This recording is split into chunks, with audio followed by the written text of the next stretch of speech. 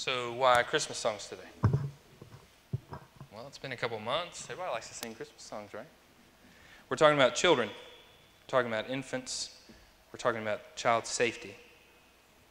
I thought, let's read about a baby. There's something about having a baby for every single person involved.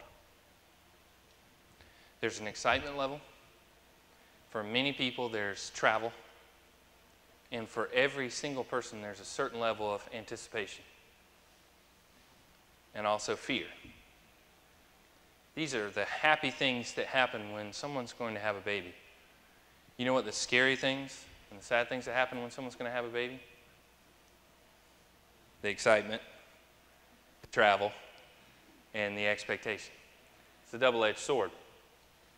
Because that excitement can be very jarring to everyone involved, especially if there is a sibling that's already there. The excitement level of everyone around can be sort of jarring to that one that's still there.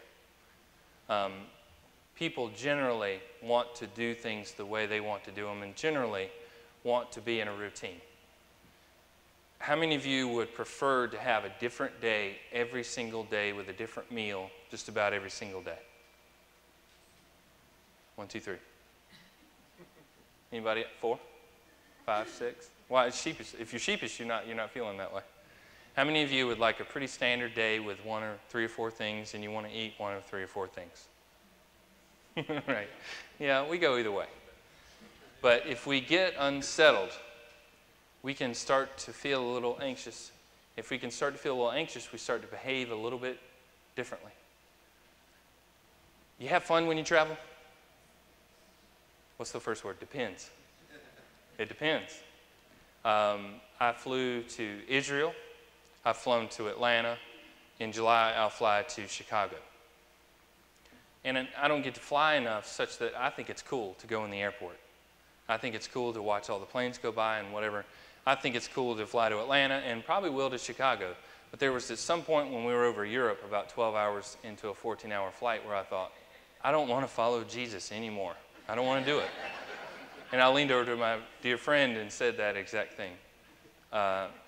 There's something about travel, and with travel, I am an enormous baby in terms of a couple things. I don't really pack because I'm not good at it. And I'm not better than that. I'm not making any effort to get any better at it. So Cate helps me immensely and packs. When we drive in the car, if we're going a certain distance and the girls are a certain way, travel can be jarring to your soul. You understand what I'm saying? This travel can be unsettling. You forget something, and you're mad at the other one for forgetting something. We missed our flight. You're mad at the other one for missing the flight. These are things that happen during travel. And the anticipation. What do you anticipate? Yeah, any number of things could happen. And any number of things could happen once we get to the hospital. You know what you say to yourself? You anticipate certain relatives in a positive way. Well, I can't wait to see them. You anticipate certain relatives, oh, I know what he's going to do. I know what he's going to do as soon as we get there. And what you expect, this is what I tell people in premarital counseling. When you expect this person in a big event to be different than they always are and rally up and help the team, they're going to be worse than they always are. They're going to be more of what they are when you travel. Do you understand? And people, oh yeah, I get it. And then you go on the honeymoon and you're expecting something different, but you let the suitcase back, that person's going to be more of what they are when we travel. And so that kind of anticipation, and I don't want to be negative. I mean, it's fun to travel. It's fun to have a baby. I'm just saying this is one of the elements of it. Can lead to certain types of anger. Just as every single other part of life can lead to certain types of anger in work, in home, with family, with friends. Experts suggest that anger is usually the second feeling that you have. I've never considered that. It's a result of pain. It's a result of grief. It's a result of frustration. It's a result of loss. It isn't the first thing that happens. The thing happens, and then you get angry about it. Now, you go to Google, you type in types of anger, you're going to get all sorts of things. There's a website, Phil for Humanity. I want you to look at different types of anger on the screen. There we go. Don't make me angry. Just playing. Chronic anger. I love this definition of chronic anger. Ongoing resentment towards others and life in general. That's pretty funny. You know somebody with chronic anger? No question. No question. Volatile anger. Comes and goes, builds to rage, explodes as physical or verbal aggression. You ever do that? Judgmental anger. Critical statements are made which belittle, shame, or correct another, done with disdain. That's a certain type of anger.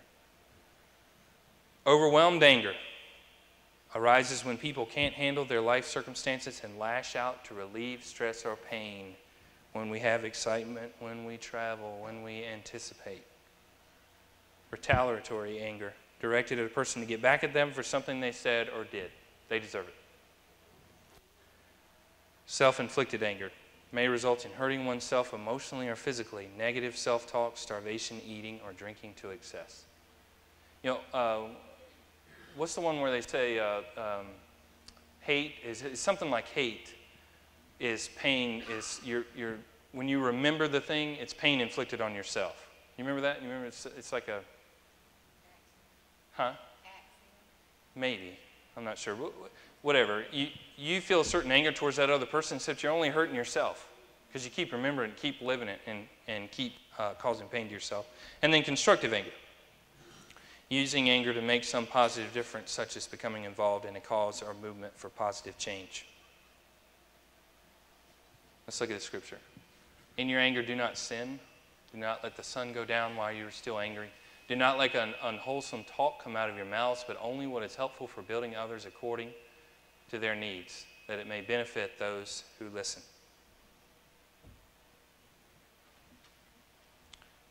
This is a letter written after Jesus' death to a church that's trying to establish themselves, trying to become a church, trying to live out the message that Jesus would have them to live. Now, what happens in churches when people are trying to do that? All sorts of things. People get angry. People fight. People leave. People come. People squabble. We delay. We stare straight at our belly button and don't do anything for the people outside the church when we get that angry. We don't address the real needs that we need to address. Now, Paul is writing to this church. He's writing a letter to them like any wise person would write to us and say, look, there's only a couple things that matter. And I want you to not get so angry, so devastated over these small things because they get in the way. There's something about when we're angry and we're telling another person about that angry, we kind of embellish the story a little bit. You ever done that? When you're talking about another person and the way in which they acted to make you angry? It's sort of quibbling. It's sort of lying. He says, don't lie. All right, and now I found some reasons why we lie. We're going to solve a lot of problems today. We're going to get that done. Reasons why we lie on the screen. Fear of harm. Fear of conflict. Fear of punishment. Have you ever lied for these three reasons? Your kids ever lied for these three reasons? Have you ever taught your kids to lie for one of these reasons? Don't tell mommy we did this because I don't want her to know that we did this. I've only done that once and it didn't work at all. It did not work at all. Don't tell mommy we ate a cookie. It ain't gonna happen. All right, let's look at another reason we lie. Fear of rejection, altruistic reasons, which apparently means for good reasons. We're lying for a good reason. Now, here's two things that he addresses to the people in that church. Don't get so angry and stop lying about each other.